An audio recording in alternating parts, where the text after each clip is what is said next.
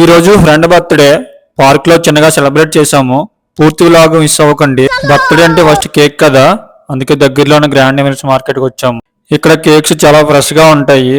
మా ఫ్రెండ్ కి నచ్చే కేక్ అయితే తీసుకుంటున్నాము. ఇక్కడికి వచ్చాక తెలిసింది ఇది ఫిలిపిన్ బేకరీ అని. కేక్ ఆర్డర్ చేసిన తర్వాత నేమ్ అయితే రాసి ఇచ్చాము.